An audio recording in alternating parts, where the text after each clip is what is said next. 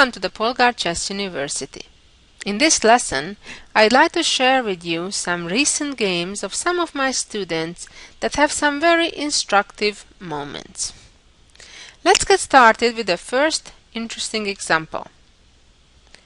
This position has been reached after 28 moves and it was White's turn. Let's analyze the position and see what's going on. First things first, let's look at the material balance. Well, we can see each side has queens, 2 rooks, and 3 minor pieces each, and equal number of pawns. So materially speaking, we're even. We can also see that White has played very bravely in playing a g4 move and with that opening up in front of his own king. Also, the black queen is already well positioned on c6, aiming towards White's king. So unless White comes up with something very powerful and energetic right here and right now, Black doesn't have any problem. Well, we'll get back to this starting position in a little bit, but first of all, let's see what happened in the actual game. White continued with knight d4 in hopes to chase back Black's queen from c6, away from the same diagonal where the white king is, and also then to grab the e6 pawn, well, depending where the queen goes. And here came the big surprise that Black prepared, in that the black queen does not need to move, which is rather surprising. Black can successfully sacrifice their queen by right now playing knight f4, a very brilliant move, and it's a discovered check. Now if White captures indeed the queen, then bishop captures back. If king g1, Black can checkmate in two different ways with knight e2 or knight h3, both winning for Black. So this is pretty impressive, and also after blocking the check, even though it's not an immediate checkmate, but it's quite clear that White's position is completely lost in this position, because Black can simply make another discovered check and win the white queen. So let's go back to the beginning.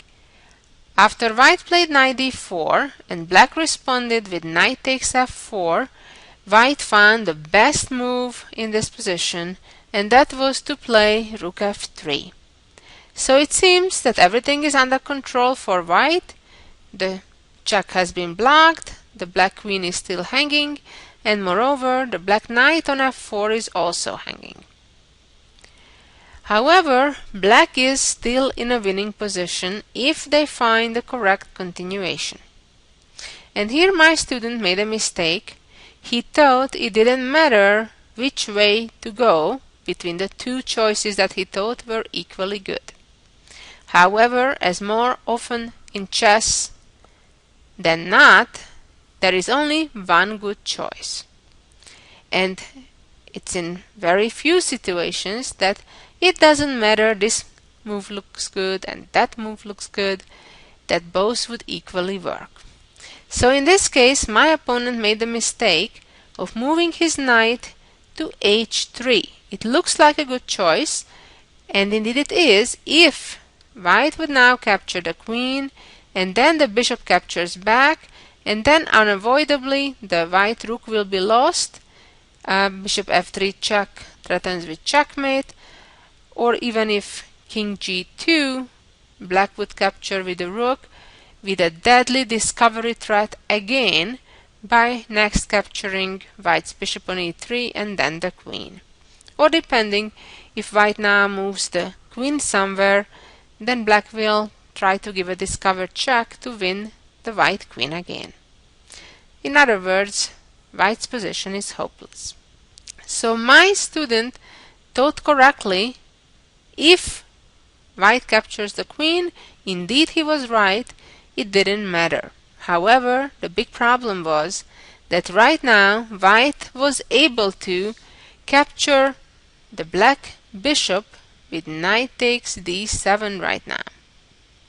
All of a sudden, the black queen is in trouble.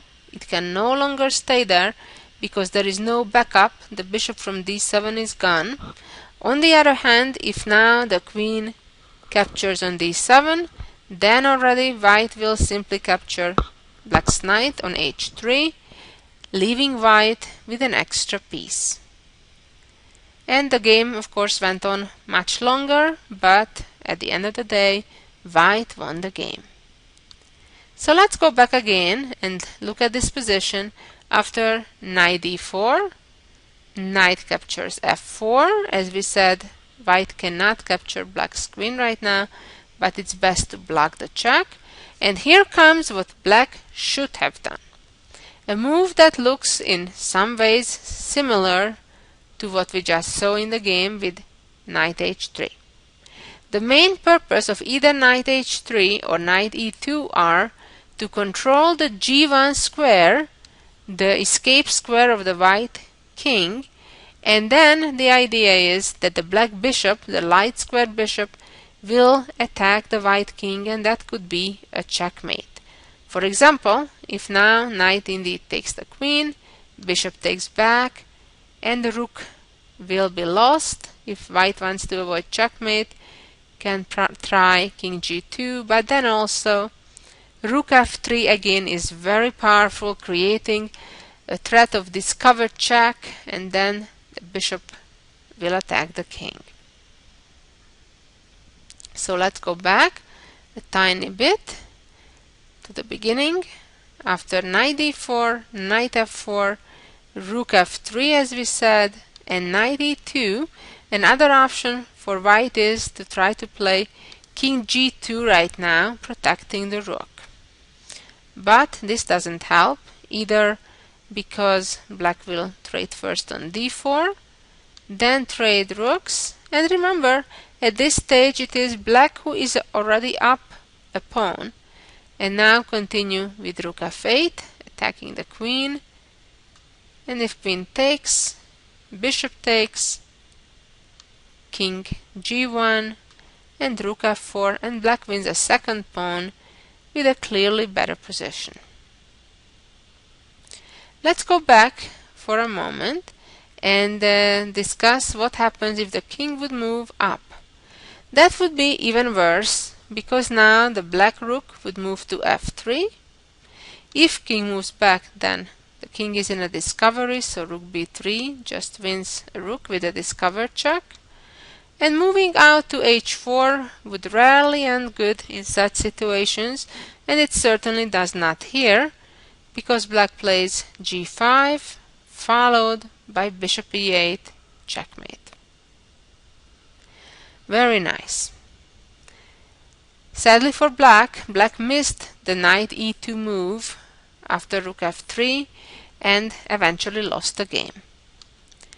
On the other hand, if in this starting position white had found the better option, the correct move, white would have the advantage after b5.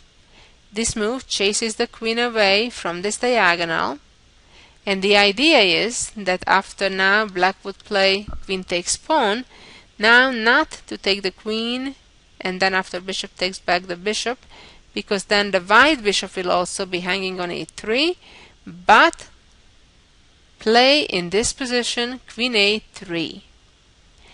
Lot of discoveries in this example, and after the queen retreats to c6, now rook b7 with white's initiative. Let's move on to the second example of this lesson, which was also played in a recent game. In this position, the white pawn on d5 is under attack, and again we're just out of the opening. Right after 14 moves, it was white's 15th move, when white had a chance to simply protect the pawn, and that was the correct choice in this position, playing bishop to b3. However, white made a very natural move, trying to gain a tempo in chasing the black rook away. And now black has pretty much a very comfortable position if they find the right idea. Black in this position played bishop f3. Black indeed did find the right idea, and now white had only one reasonable move, and that is to capture back with the pawn. The pawn, you may wonder, what's that about? Why would white want to double up his pawns and open up the position in front of their own king? You're very right. Normally that should be out of the question, and you would automatically capture back with the queen. And that is what white did also in the game, and badly regretted it at the same time. Here, the still better choice was to take back with the pawn.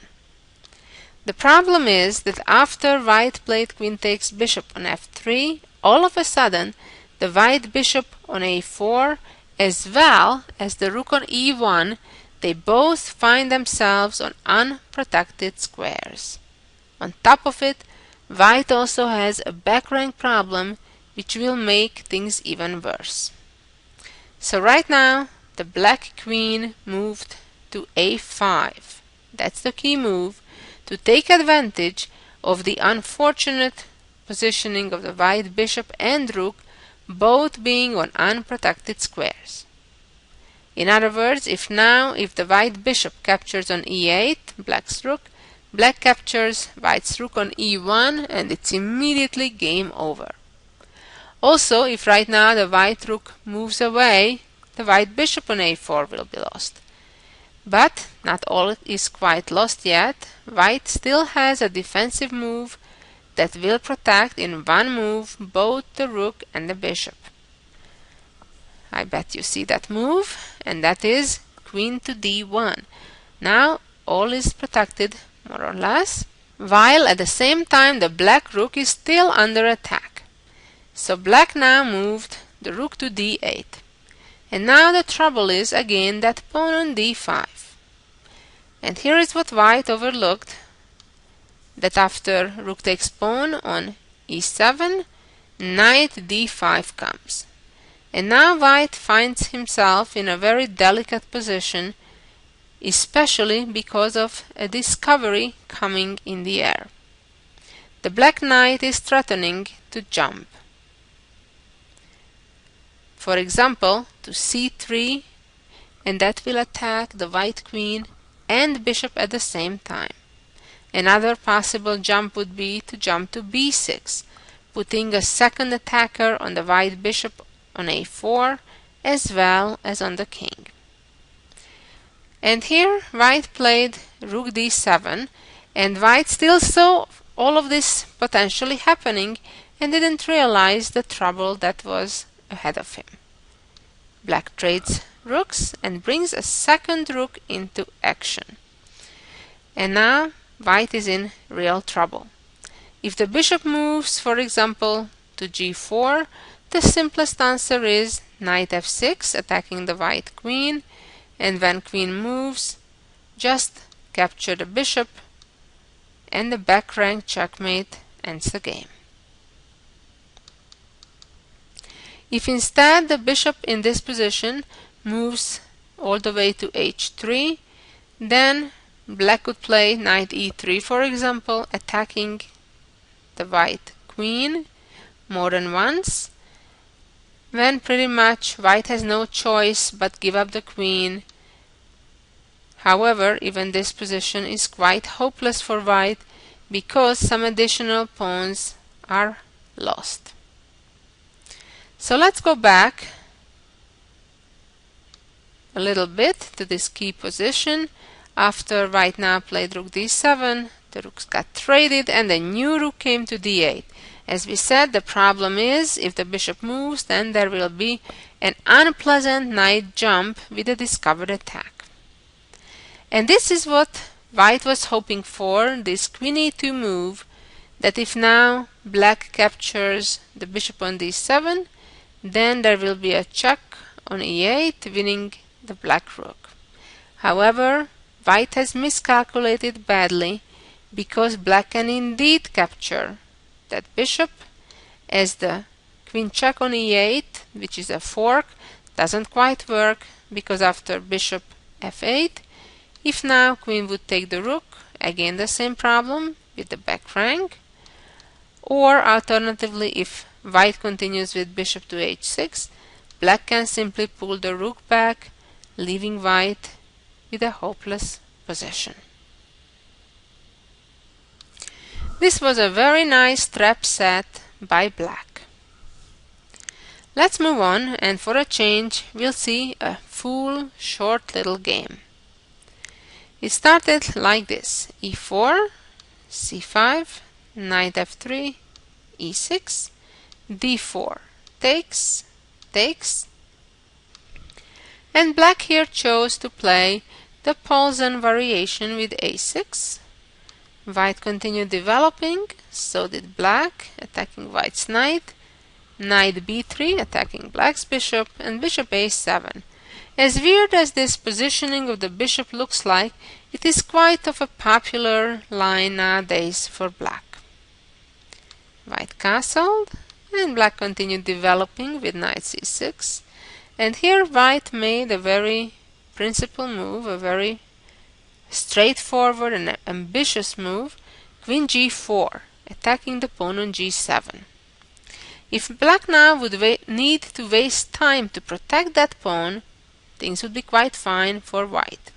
However, black can play more aggressively in this case by playing knight to f6, sacrificing the pawn, which white accepted, rook to g8, and now the queen can only go to h6, and now a quiet move, knight e5.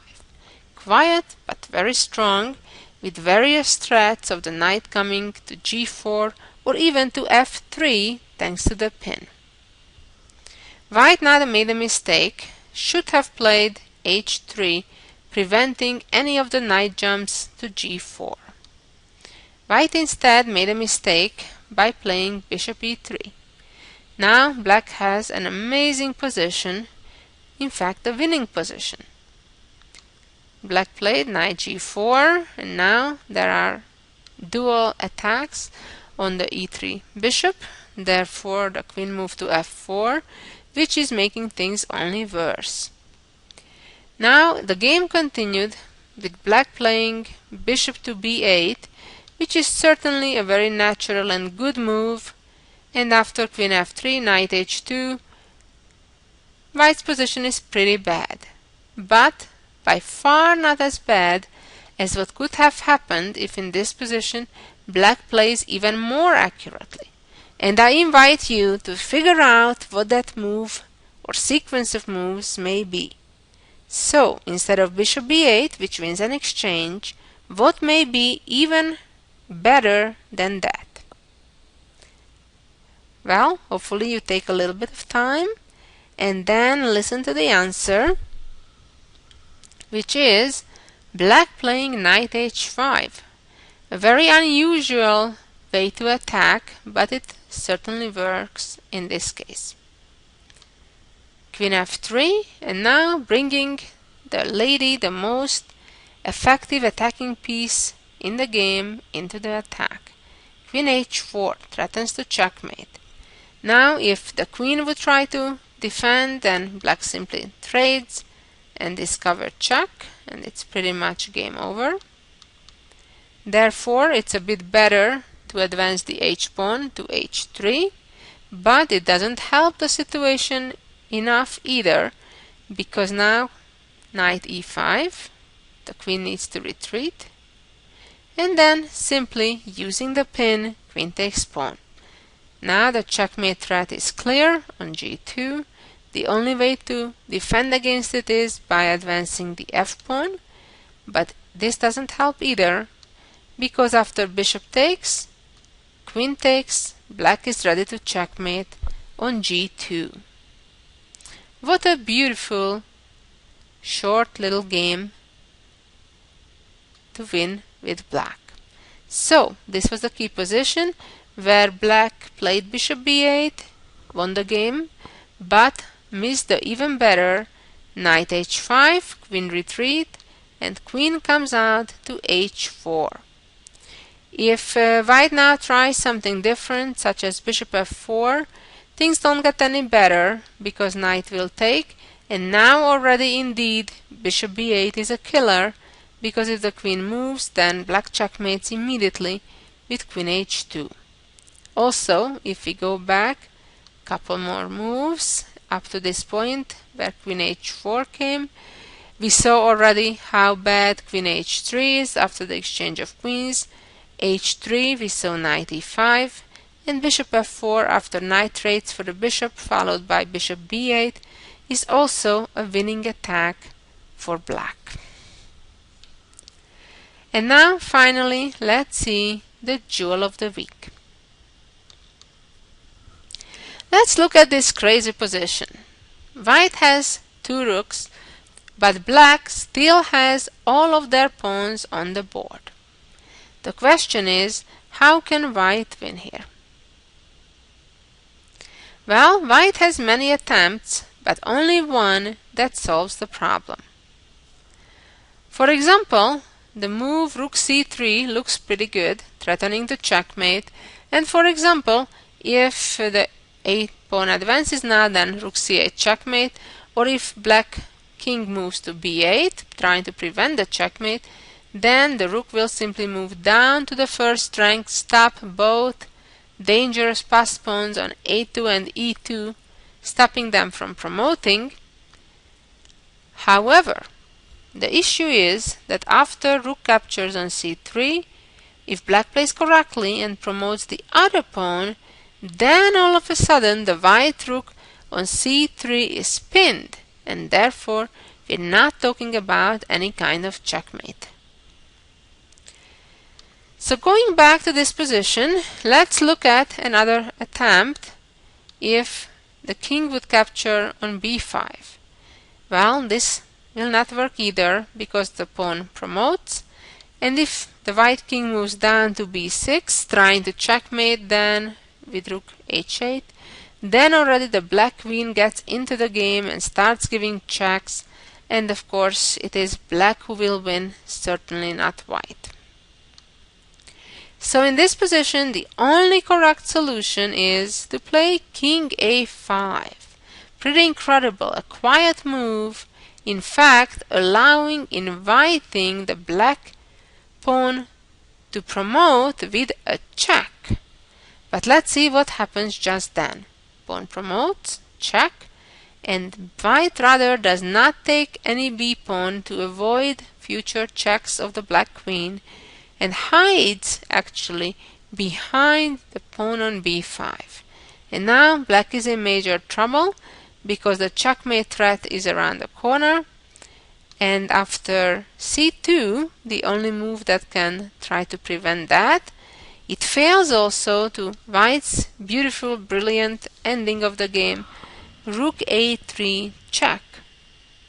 And now if queen takes, then game over right away, or otherwise if the king moves out of the check, then rook captures the queen, and again the checkmate threat is coming on h8, and it's game over for black, because if the king tries to run, then the other rook gives the checkmate. Well, hope you enjoyed these interesting examples of attack and counterattack, and of course the jewel of the week. Make sure to be back for the next lesson to learn some more chess ideas. Thank you for listening. Bye bye.